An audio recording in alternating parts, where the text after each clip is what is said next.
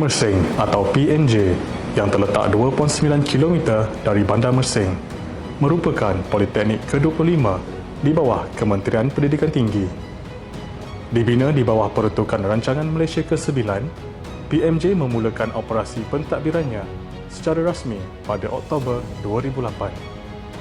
Penubuhannya selaras dengan dasar kerajaan untuk melahirkan tenaga kerja mahir yang berkualiti bagi menampung keperluan sektor awam dan swasta di Malaysia. Seterusnya, pada Januari 2010, PMJ mula beroperasi di kampus sementara di bandar tepian Sungai Mersing. PMJ dengan rasminya berpindah masuk ke kampus induk yang terletak di Jalan Nita Mersing pada tahun 2012.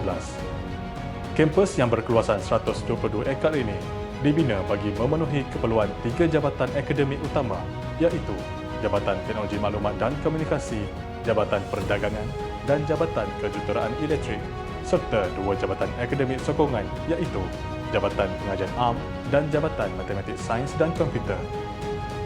Penubuhan Politeknik Mersing adalah selaras dengan dasar kerajaan dan visi Jabatan Pendidikan Politeknik dan Kolej Komuniti, iaitu menjadi institusi TVET yang unggul.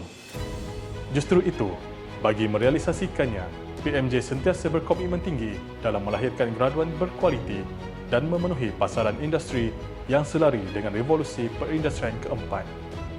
Sejajar dengan keperluan Industri 4.0, Politeknik Mersing berazam untuk menjadi pusat kecemerlangan TVET dalam menjana modal insan berkualiti, transformatif dan berdaya saing di peringkat global.